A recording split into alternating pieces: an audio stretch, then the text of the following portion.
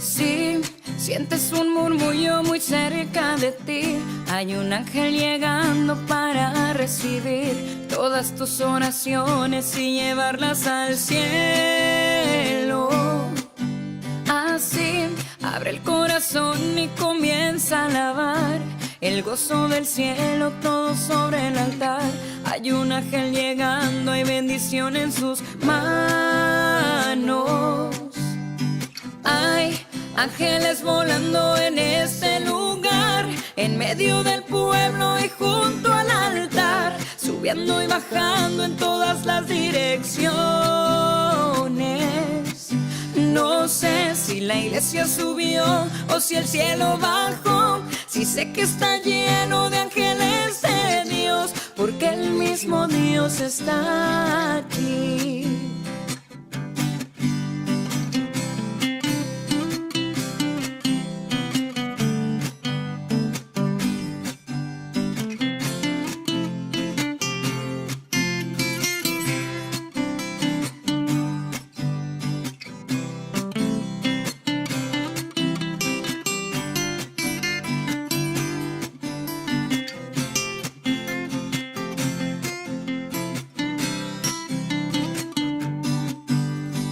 Cuando los ángeles pasan, la iglesia se alegra, ella canta, ella llora, ella ríe y congrega. Enfrenta el infierno, disipa el mal. Siente la brisa del vuelo de tu ángel ahora. Confía, hermano, pues esta es tu hora. La bendición llegó y te la vas a llevar. Hay ángeles volando en este lugar, en medio del pueblo y junto al altar, subiendo y bajando en todas las direcciones. No sé si la iglesia subió o si el cielo bajó, si sé que está lleno de ángeles de Dios, porque el mismo Dios está aquí. Hay ángeles volando en este lugar, en medio del pueblo y junto al altar, subiendo y bajando en todas las direcciones. No sé si la iglesia subió o si el cielo bajó, si sé que está lleno de ángeles de Dios, porque el mismo Dios está aquí. Está aquí.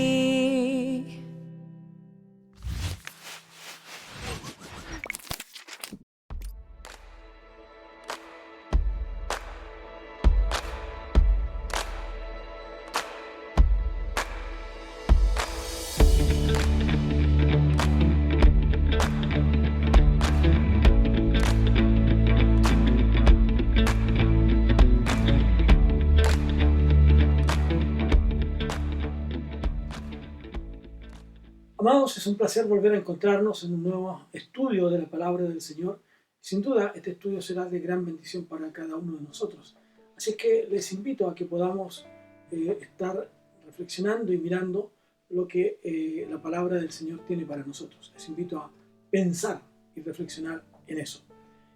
Vamos hoy día al capítulo 40 del libro de Ezequiel y vamos a hablar acerca de esta profecía, esta visita, esta visión que Ezequiel hace hacia Jerusalén, y con el propósito de tener algunas cosas concretas en relación al templo. Por lo tanto, vamos a mirar los primeros textos de este pasaje bíblico que nos ayudan a comprender, a entender perfectamente lo que tiene en este capítulo 40, que creo vamos a avanzar lo más rápido que podamos en él. Dice: en el año 25 de nuestro cautiverio, al principio del año, a los 10 días del mes a los 14 años, después que la ciudad fue conquistada, en aquel mismo día vino sobre mí la mano de Jehová y me llevó allá. En este año 25, y él menciona algunos hechos interesantes aquí que debemos mirar. Primero, habla acerca del cautiverio. Ezequiel es llevado a Jerusalén en esta visión. Y esta es una gran visión final de Ezequiel, que la registramos en estos capítulos, entre el 40 y el 48. Así es que esto ocurre si empezamos a tomar fechas después de la caída, muchos años después de la caída de Jerusalén. Ahora, estas visiones, si contamos perfectamente, unos 12 años después de las últimas, salvo la derrota de Tiro por Nabucodonosor, y si las cosas han de ser fechadas después de la caída de esa ciudad, más de una década, tenemos que entonces pensar que está en una fecha cercana a una gran celebración. Ahora, no está claro, no está definido en el texto si Ezequiel se refiere al calendario civil o al religioso de Israel. Si su referencia es al calendario religioso, entonces lo más probable es que fuera el tiempo en que ellos comenzaran la preparación de lo que yo mencionaba recién, de esta gran celebración, de esta gran fiesta. Y me refiero a la fiesta de la Pascua, que viene a ocurrir aproximadamente por ahí por el 10 de Nisan. Recuerden ustedes que la Pascua ocurre entre el 14 y el 15 de Nisan, que viene a ser el tiempo que en nuestro calendario que nosotros tenemos hoy día, aproximadamente en lo que es el tiempo de lo que llamamos Semana Santa, que vendría a ser finales de marzo, principios de abril, dependiendo esta oscilación que ocurre en nuestro calendario.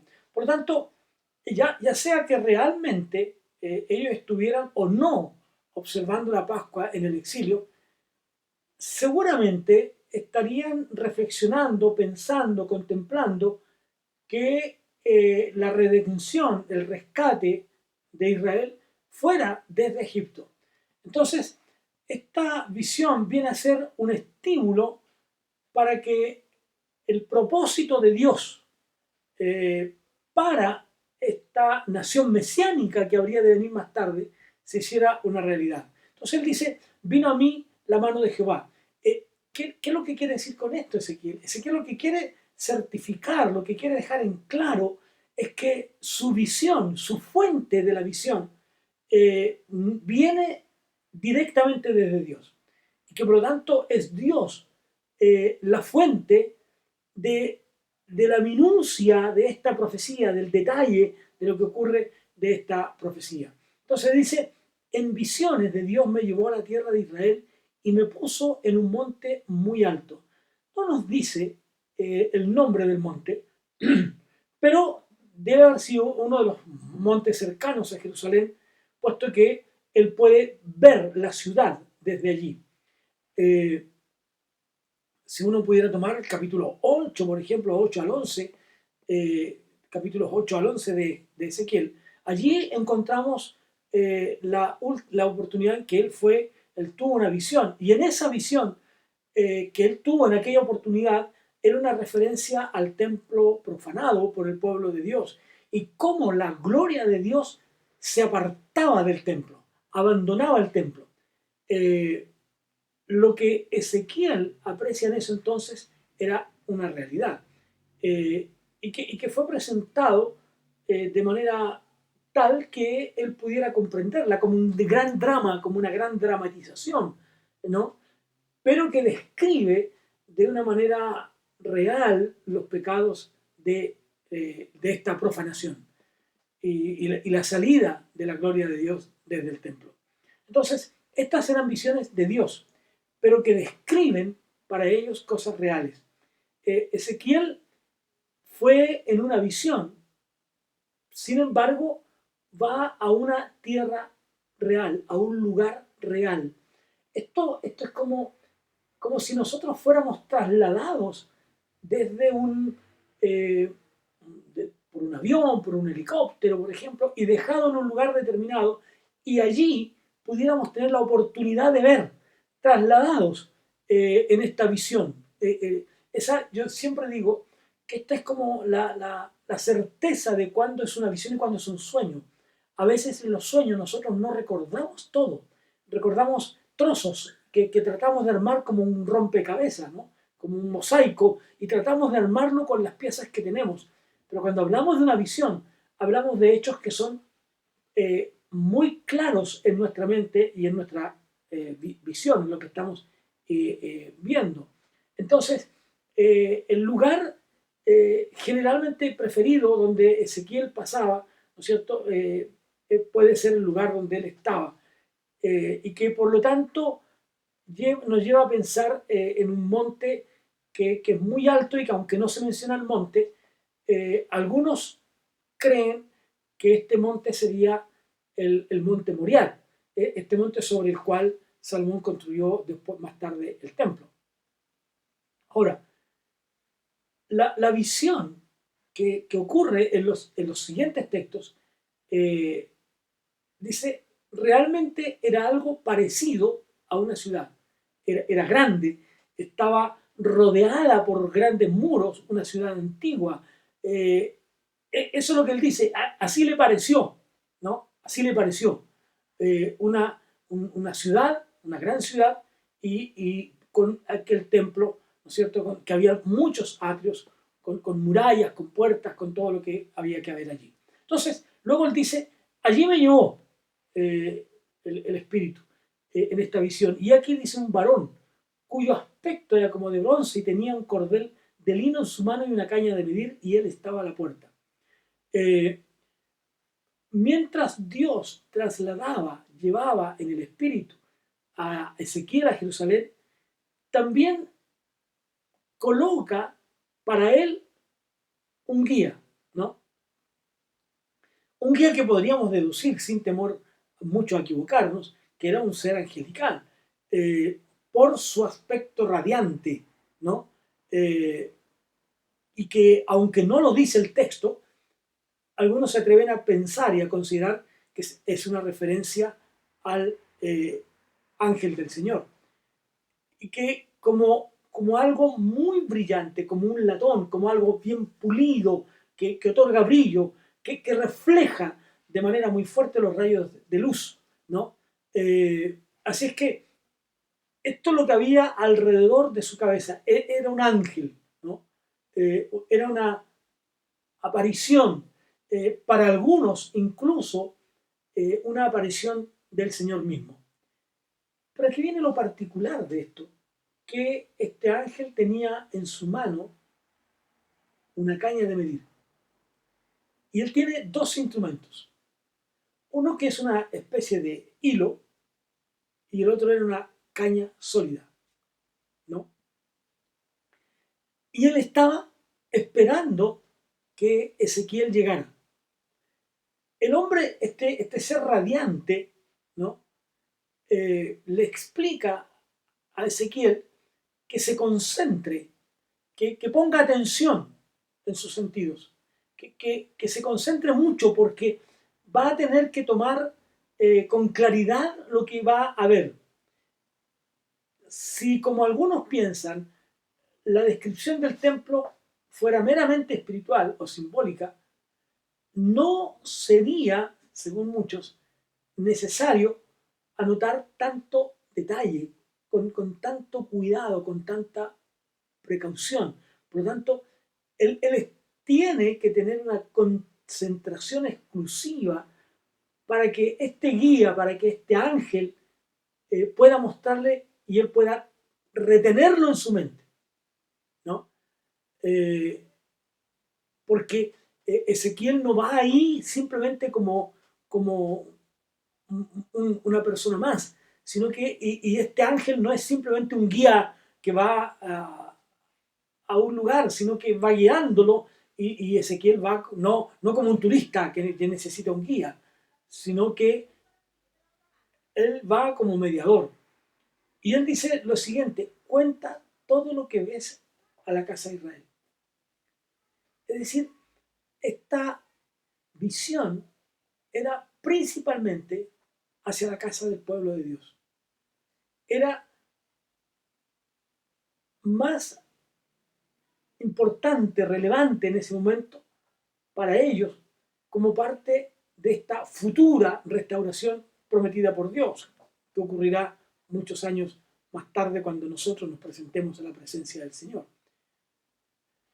Como se registra en los capítulos 40 al 48,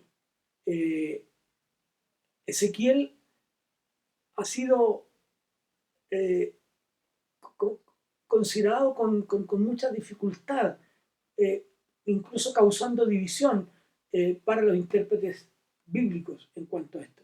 Entonces, si nosotros tomamos los textos como están acá, de manera literal, como un texto profético literal, desde el 40 al 48,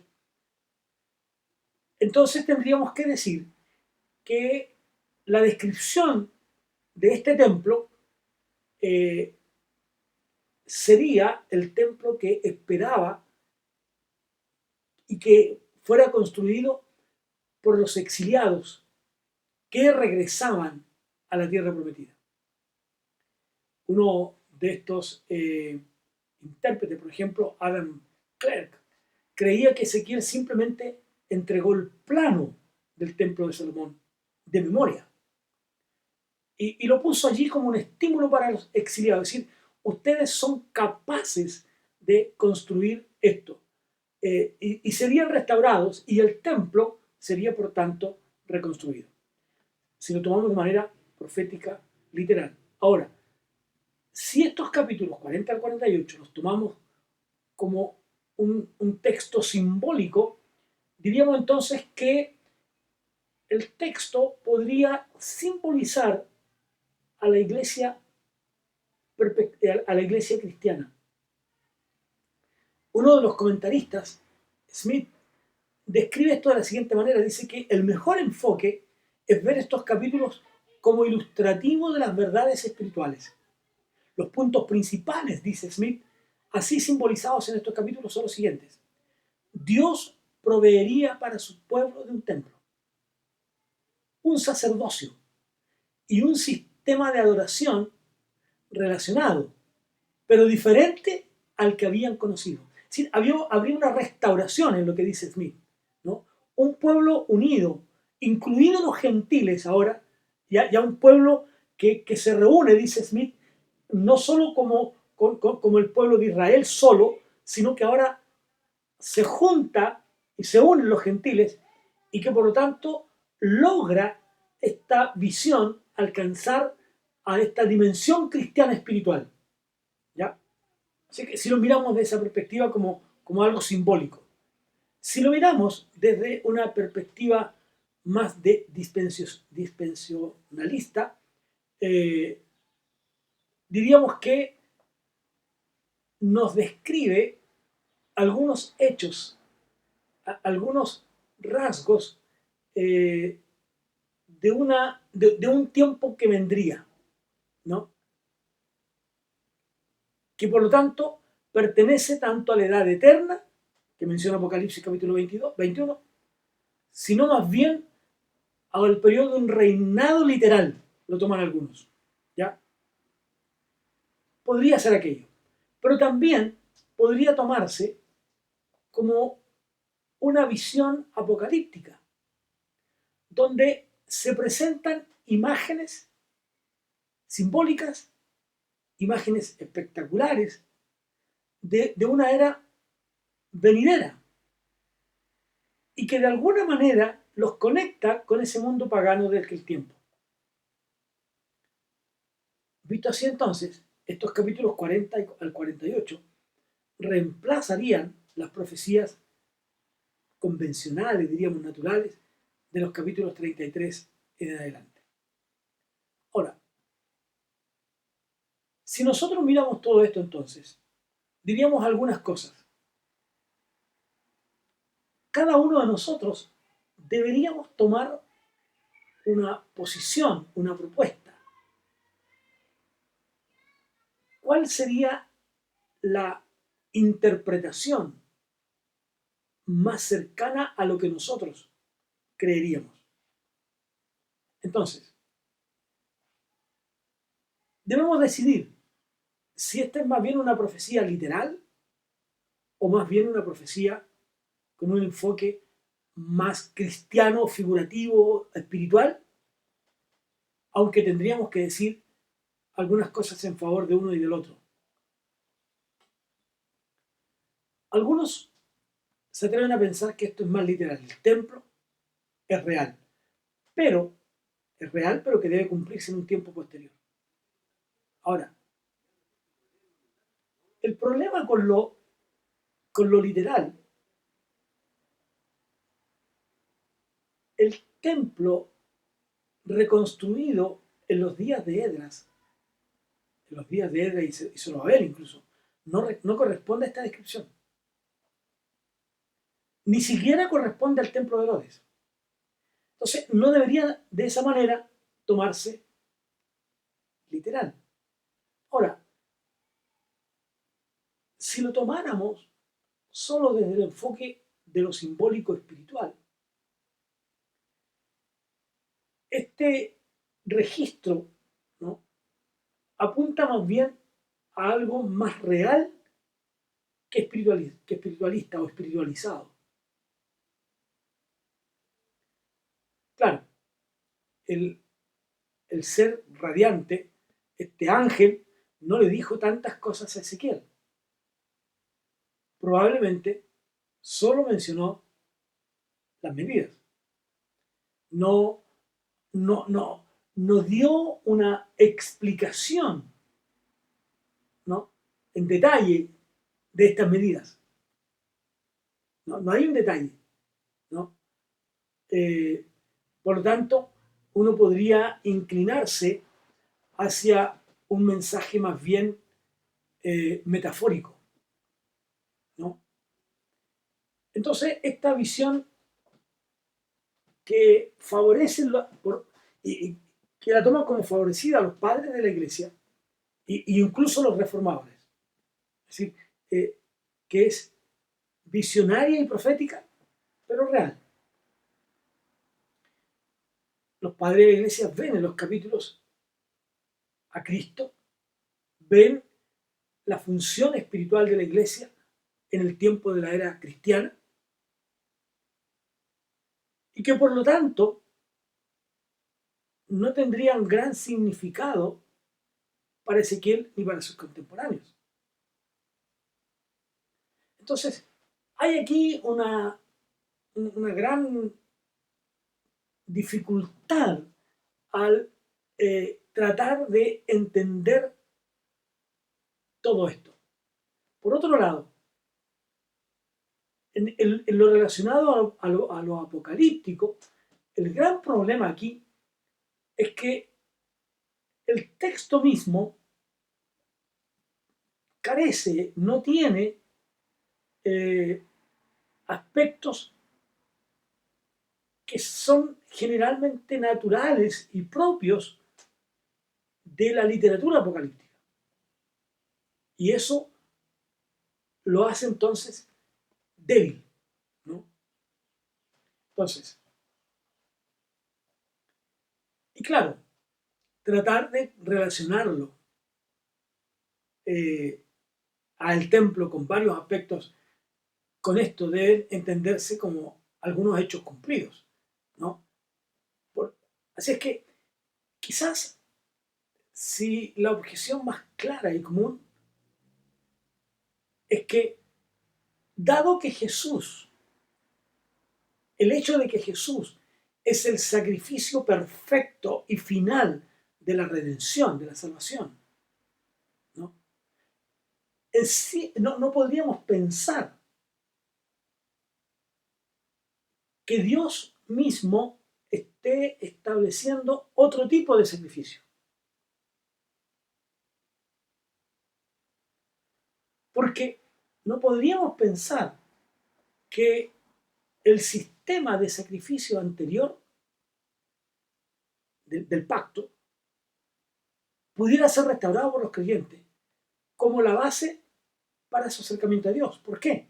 Porque cuando miramos el profeta, cuando miramos Jeremías, ¿no?, en Jeremías nos dice 31-33, ¿no es cierto? Dice, yo haré un pacto con la casa de Israel, pero ya será un pacto distinto, un pacto diferente. Yo escribiré mis leyes en sus mentes y corazones. Entonces, mirado así, ¿no?, como con ese pacto que sería relacionado con este nuevo pacto, ¿no? Y quiero que leamos algún par de textos. El primero de ellos en Gálatas, en el capítulo 3, versículo 23 al 25, dice lo siguiente: pero antes que viniese la fe, estábamos confinados bajo la ley, encerrados para aquella fe que iba a ser revelada. De manera que la ley ha sido nuestro ayo para llevarnos a Cristo, a fin de que fuésemos justificados por la fe. Pero venida la fe, ya no estamos bajo ayo, ya no estamos bajo el rudimento de la ley. Ya la ley no es nuestra guía. Lo que la ley hace es conducirnos, mostrarnos el camino hacia la necesidad de Cristo. Eso es lo que Pablo está diciendo a los Gálatas. Ahora, en Colosenses, si miramos Colosenses, también nos va a servir para esto. Si miramos Colosenses en el capítulo 2, versículos 16 y 17, dice: todo lo cual es sombra de lo que ha de venir, pero el cuerpo es de Cristo. Nadie os prive de vuestro premio, afectando humildad y culto a los ángeles, entremetiéndose en lo que no ha visto, vanamente hinchado por su propia mente carnal. No podríamos pensar que el sistema antiguo del pacto, del Antiguo Testamento, del Antiguo Pacto, sería la base. Si nosotros tomáramos esto así, eso no podría ser la base para nuestra forma de acercarnos a Dios. No es así. No podemos pensar que el sacrificio de animales sea capaz de expiar el pecado de la humanidad. ¿Por qué? Porque eso se logró con lo que Cristo hizo en la cruz del Calvario. Entonces, tenemos que tener este cuidado. Y en el libro de Hebreos, vamos a mirar rápidamente, Hebreos, en el capítulo 9, los textos 11 al 15, dicen lo siguiente en relación a esto, que me parece interesante que podamos mirarlo rápidamente. Dice: lo cual es símbolo para el tiempo presente, según el cual se presentan ofrendas y sacrificios que no pueden hacer perfecto en cuanto a la conciencia al que practica ese culto. Los sacrificios de animales no pueden traer conciencia de liberación, de libertad, porque no son suficientes, ya que consiste solo de comidas y bebidas, de diversas abluciones y ordenanzas acerca de la carne, es decir, que podamos cumplirlas, impuestas hasta el tiempo de reformar las cosas. Pero dice, ¿no? Aquí en Hebreos 11 al 15, pero estando ya presente Cristo, ahora, si nosotros pensamos en esto, estando ya presente Cristo ahora, sumo sacerdote de los bienes venideros, por el más amplio y más perfecto tabernáculo, no hecho de mano, es decir, no de esta creación, y no por sangre de machos cabríos, ni de becerros, sino por su propia sangre, entró una vez para siempre en el lugar santísimo, habiendo obtenido redención. Porque si la sangre de los toros y de los machos cabríos y la ceniza de la becerra rociada a los inmundos significan o santifican para la purificación de la carne, ¿cuánto más la sangre de Cristo, el cual mediante el Espíritu Eterno se ofreció a sí mismo sin mancha a Dios, limpiará vuestras conciencias de obras muertas para que sirváis al Dios vivo? Y el texto 15. Así que, por lo que he dicho, por lo anterior, eso es lo que está diciendo el apóstol aquí, por lo que les he mencionado, por lo que les he dicho anteriormente, en razón de lo que ya les escribí, quiero decirles que por eso Cristo, Jesús, el Hijo de Dios, el que vino para morir en la cruz del Calvario, es el mediador de un nuevo pacto, para que interviniendo muerte para la remisión de las transgresiones que había bajo el primer pacto, los llamados reciban las promesas de la herencia eterna. Entonces, así que como el sacrificio de animales no es suficiente, no alcanza para que pueda haber redención, Dios, en su soberana misericordia, permite algunas cosas. Y fíjense, el mismo capítulo 9, versículos 10 y el versículo, capítulo 10, versículo 1 de este libro de Hebreos dice lo siguiente: porque la ley, teniendo la sombra de los bienes venideros, no es la misma imagen de las cosas. Nunca puede, por los mismos sacrificios que se ofrecen continuamente cada año, hacer perfectos a los que se acercan. No pueden, ¿no? La ley no puede. Por lo tanto, es incapaz de poder hacerlo. Y luego dice, de modo de donde ni aún el primer pacto fue instituido sin sangre, ¿no? Entonces, debemos reconocer que los sacrificios de los animales nunca quitaron el pecado de los hombres. Se esperaba la aparición del Mesías, del Jesús, del Cristo, que vendría en el tiempo, en el kairos de Dios, ¿no? Para traer redención. Ahora, Dios permite, claro que sí, algunos memoriales, algunos recuerdos ceremoniales, pero el valor es más allá de lo que esos memoriales, esos recordatorios podrían tener. Por eso es que Jesús dijo, cuando celebró en la cena del Señor con ellos, que celebraría la cena del Señor en la era venidera. Es decir, habrá un recuerdo, ¿no? En la era venidera habrá un recuerdo del sacrificio de Jesús. Y que por lo tanto pudieran ser expresados en el texto que aquí encontramos en el libro de Ezequiel. Si pensamos, como cree Alexander, por ejemplo, si la mesa del Señor es un memorial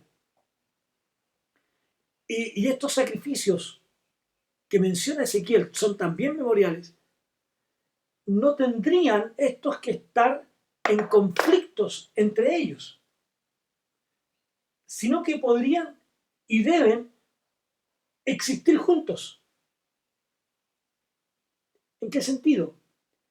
En que los cautivos liberados vendrían hasta el templo de Jerusalén para adorar a Dios y que recordarían lo que habían vivido y en razón de esos recuerdos también adorarían a Dios y reconocerían la liberación de parte de Dios, lo mismo que ocurre hoy día cuando nosotros adoramos y bendecimos el nombre de Dios, cuando aceptamos a Cristo y participamos entonces de esta fiesta ceremonial de la cena del Señor. Lo que hacemos es recordar el sacrificio de Jesús. Así es que, en muchas maneras, esta descripción del templo de Ezequiel nos presenta de una manera apropiada lo que vendrá, un periodo posterior que se completará, que será completado, por decirlo de una manera poco más popular, ¿no? Será terminada en la obra de Jesús. Entonces, tenemos que tomarlo de esa manera. Ahora, algo que no está mencionado, no aparecen aquí. No se menciona en Pentecostés.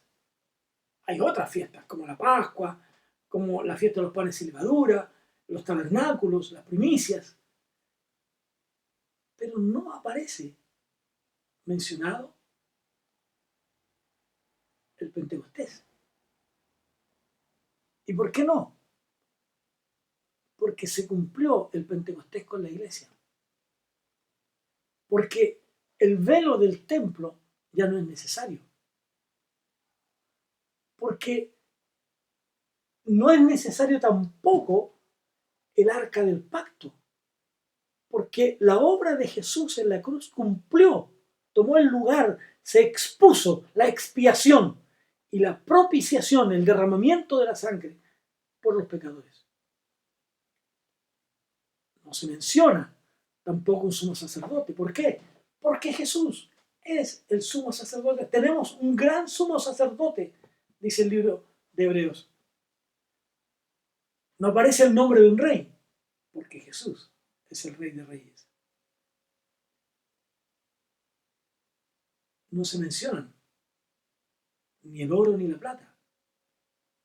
Porque en ese tiempo, en la era de Jesús, en la era eterna, donde usted y yo estaremos, en esa era, como dice la sagrada palabra del Señor, en esa era, el oro será los caminos hollado por nuestros pies y el lugar por donde nosotros caminaremos. Así es que encontramos esta figura del templo en muchos lugares del Antiguo Testamento. Porque Dios colocaría entre ellos un santuario. Y fíjese lo que dice: el tabernáculo de Dios estará con ellos. Es decir, la presencia de Dios estará con ellos. Todo lo que ves, le dice Dios, ¿no? Todo lo que ves simplemente es lo que ha de ocurrir. Vamos a tener que dejar hasta aquí para entrar la próxima semana a ver lo que es el atrio exterior del nuevo templo y las demás medidas que se toman, que nos van a mostrar también algunas cosas interesantes. Pero recuerde, nosotros vivimos en una era, en un tiempo en que hay un nuevo pacto. Como dice Pablo a los Gálatas, la ley lo que hace es mostrarnos la necesidad de un Salvador. Porque ni la ofrenda de los machos cabríos, ni ninguna otra cosa nos podrá dar lo que Cristo nos ha dado: vida eterna. Padre, honramos tu nombre y te damos a ti toda la gloria por lo que tú eres, por lo que tú haces con cada uno de nosotros, por siempre y para siempre. A ti la honra y la gloria por los siglos de los siglos. Amén y amén. Que Dios les bendiga y nos volvemos a encontrar la próxima semana en un nuevo estudio de la palabra del Señor en el libro de Ezequiel. Un gran abrazo para todos.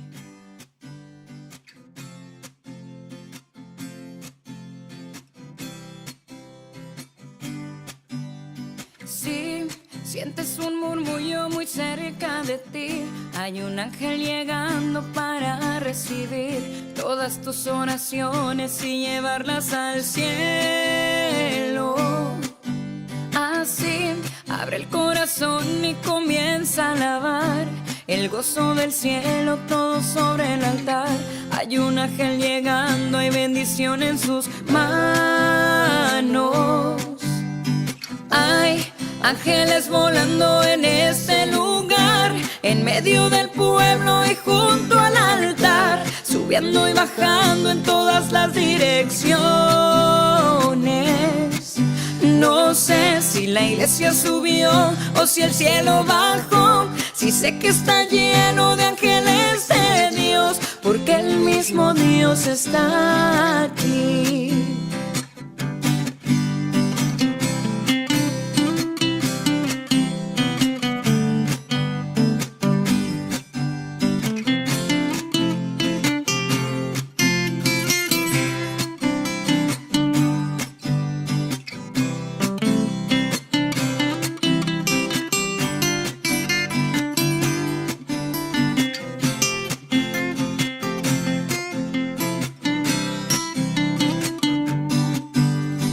Cuando los ángeles pasan, la iglesia se alegra, ella canta, ella llora, ella ríe y congrega. Enfrenta el infierno, disipa el mal. Sienten la brisa del vuelo de tu ángel ahora. Confía, hermano, pues esta es tu hora. La bendición llegó y te la vas a llevar. Hay ángeles volando en este lugar, en medio del pueblo y junto al altar, subiendo y bajando en todas las direcciones. No sé si la iglesia subió o si el cielo bajó, si sé que está lleno de ángeles de Dios, porque el mismo Dios está aquí. ángeles volando en este lugar, en medio del pueblo y junto al altar, subiendo y bajando en todas las direcciones. No sé si la iglesia subió o si el cielo bajó, si sé que está lleno de ángeles de Dios, porque el mismo Dios está aquí, está aquí.